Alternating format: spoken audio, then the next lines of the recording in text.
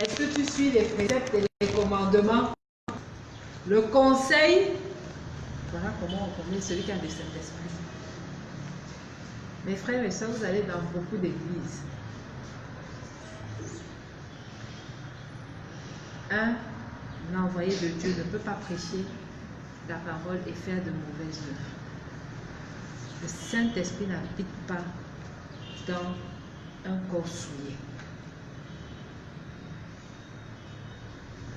Celui-là qui te dit, faites ce que je vous dis, mais ne regardez pas, attention. Attention. Ou tu as le Saint-Esprit, mais c'est toi qui es toujours comme fou en train de bagarrer. Ça, c'est pas le Saint-Esprit.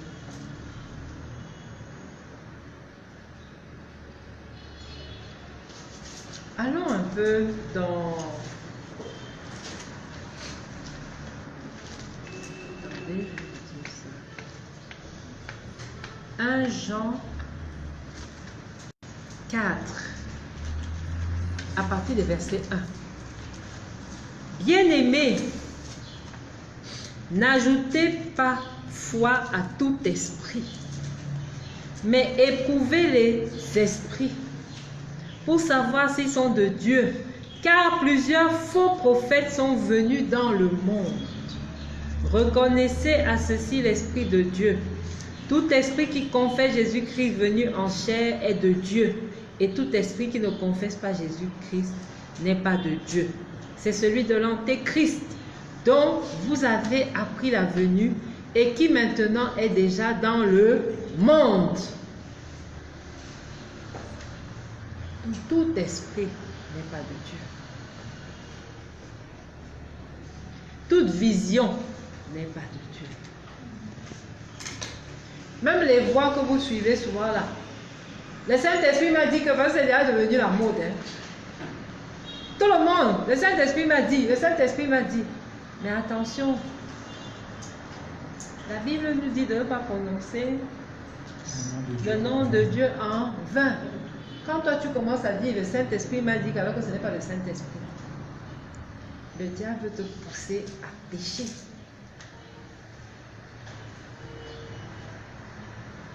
Donc, chaque jour ici vous avez des enseignements. Je crois même que le pasteur David vous en a brossé quelques enseignements ce matin pour comment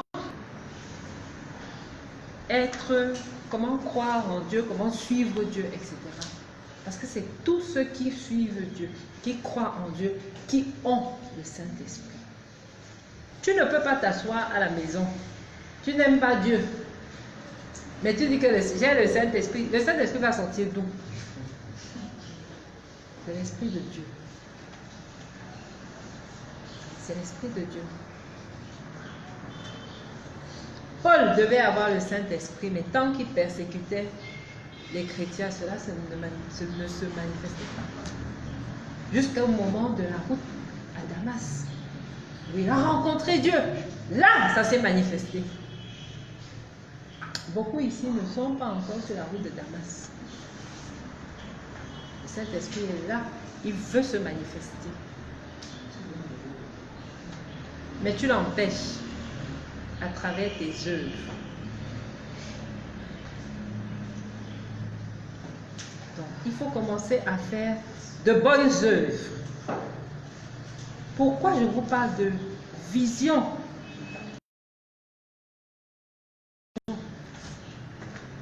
C'est la chose la plus importante pour la vie de l'homme. Parce que elle résume simplement ce que Dieu veut pour toi.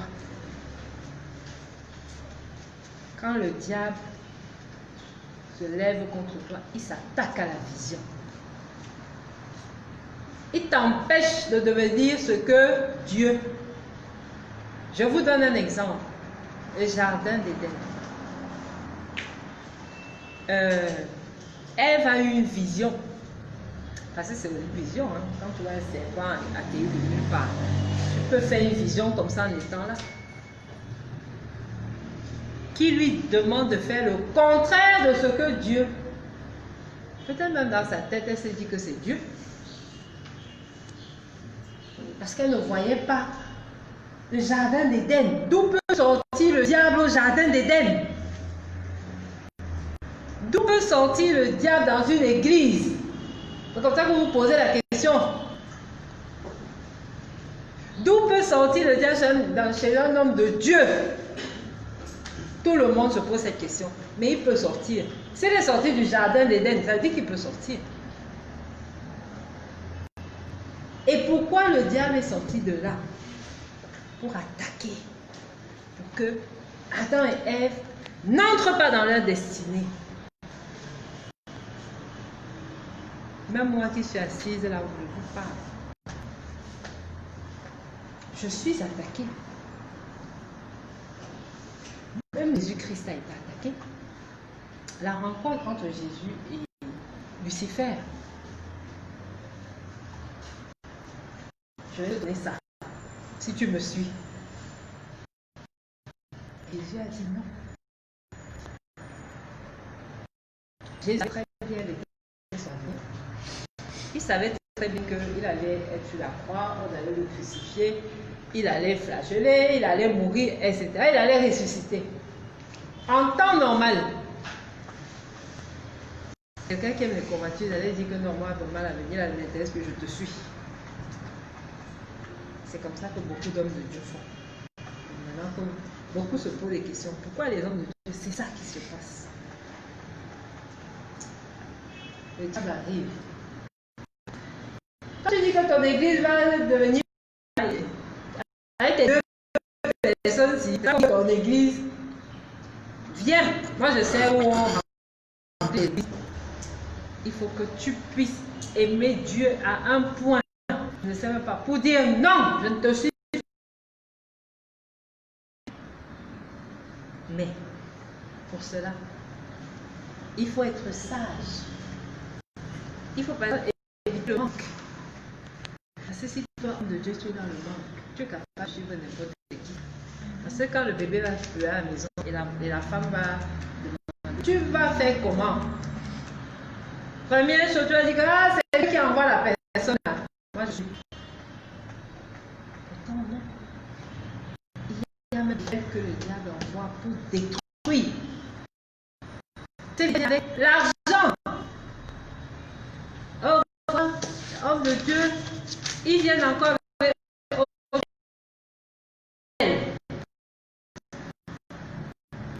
Tu vois, tu es assis là, tu as un homme vient te draguer ou une femme. Tu te poses des questions de lui. Ou les convoitises. Il faut pouvoir dire non. Moi, je vais m'avoir. Parce que j'ai eu la vision.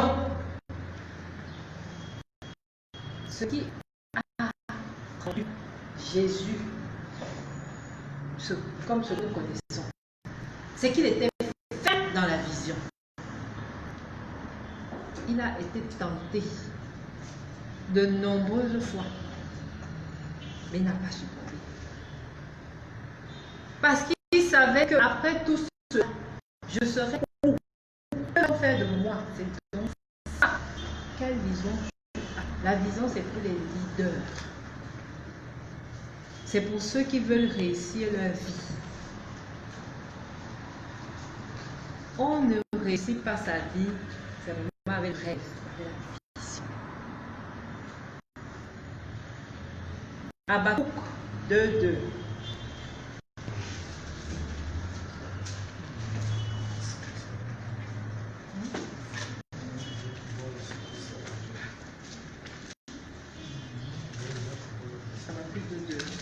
Habakkuk 2:2. Alléluia. Amen. L'Éternel m'adressa la parole et il dit, écris la prophétie, grave-la sur des tables, afin qu'on la lise couramment. Car c'est une prophétie dont le temps est déjà fixé. Elle marche vers son terme et elle ne mentira pas. Si elle tarde, attends-la, car elle s'accomplira. Elle s'accomplira. Amen. écris la prophétie, grave-la sur des tables. Est-ce que ça veut dire que tu vas aller prendre une pierre et écrire? Non, ça veut dire que mets-la dans ton cœur. Car c'est une prophétie dont le temps est déjà fixé. Ça veut dire qu'elle va arriver au moment opportun où Dieu a décidé qu'elle arrive. Elle n'arrivera pas avant. C'est pas parce que tu vas prier, jeûner, qu'elle va arriver. Elle va arriver quand Dieu va décider. Prier, jeûner, ça te permet d'être à côté de Dieu. Mais ça ne délivre pas ta prophétie. Tu as besoin de prier, tu as besoin de jeûner pour être marché avec Dieu. Mais ça ne précipite rien. Tu comprends donc pourquoi toi, tu cherches Dieu depuis. Tu vas à l'église depuis. Mais ta vie ne change pas. C'est parce que le temps n'est pas encore arrivé. Mais le jour où le temps arrive, elle va seulement s'accomplir. Elle marche vers son terme et elle ne mentira pas.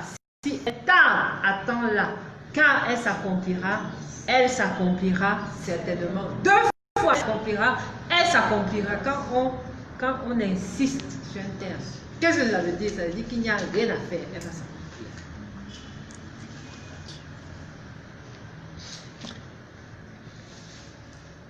N'abandonnez jamais vos visions. Rappelez-vous toujours des promesses de Dieu. N'oubliez pas les promesses de Dieu. Parce que si tu vis en oubliant les promesses là, ça ne va pas se faire. Qu'est-ce que Dieu a dit de toi? Si on me pose la question, beaucoup on me dit je ne me rappelle plus. Si tu ne te rappelles plus, c'est que tu n'as pas de vision. Vision, ça veut dire qu'il n'y aura pas de manifestation. Tenir ferme et croire à la manifestation par la foi. Matthieu 7.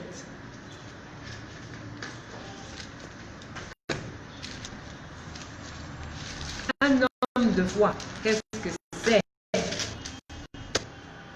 Matthieu 7, à partir du verset 21. Attends, je vais lire. Suivez bien ce que Dieu dit. Ceux qui me disent Seigneur, Seigneur, n'entreront pas tous dans le royaume des cieux, mais celui-là seul qui fait la volonté de mon Père qui est dans les cieux. Plusieurs me diront en ce jour-là, Seigneur, Seigneur, n'avons-nous pas prophétisé par ton nom? N'avons-nous pas chassé les démons par ton nom? Et n'avons-nous pas fait beaucoup de miracles par ton nom? Alors je leur dirai ouvertement, je ne vous ai jamais connu. Retirez-vous de moi, vous qui commettez l'iniquité. Ensuite, c'est pourquoi quiconque entend ces paroles que je dis et les met en pratique, les paroles que je dis et les met en pratique, les enseignements que je donne et les met en pratique, la parole qui est contenue dans la Bible et met en pratique, voilà ce que Dieu vous dit, sera semblable à un homme prudent qui a bâti sa maison sur le roc. Si tu as bâti ta maison sur le roc, ta maison ne va jamais tomber. La pluie est tombée, les torrents sont venus, les vents ont soufflé et se sont jetés contre cette maison. Elle n'est point tombée parce qu'elle était fondée sur le roc. C'est quoi la pluie? C'est quoi les vents? Ce sont tes difficultés. Voici un homme de foi. Parce qu'on a toujours l'habitude de dire, un homme de foi, c'est que Dieu est avec moi, donc rien ne peut se passer. Non, non, non, non, non. Les tribulations sont là. Les tribulations viendront, mais elles ne te feront jamais tomber parce que Dieu est avec toi. Tu tombes, il te relève. Tu pleures, il te console. Mais tu vas quand même pleurer. Mais c'est vrai. Tu vas quand même pleurer. Parce que ne pense pas que parce que tu viens à l'église, machin, que les pleurs sont terminés. Hein. Non, non, non, non, non. Les tribulations sont là. Si même, vous avez déjà entendu qu'un homme de Dieu ne tombe pas malade. Les hommes de Dieu tombent malades. On les amène à l'hôpital, ils prennent des perfusions. Mais Dieu est avec eux. Mais la maladie vient quand même. Les hommes de Dieu sont riches. Il y en a qui sont pauvres. Mais ils ne meurent jamais de faim. Parce que Dieu est là. Faites confiance à Dieu. Et ayez une vision. Et elle, ça accomplira. Maintenant, nous allons faire des prières silencieuses. C'est comme ça qu'on appelle ça. Prières silencieuses que le diable ne peut pas. Qu'est-ce qu'on fait? Tout le monde va baisser la tête. J'ai entendu une vision te concernant.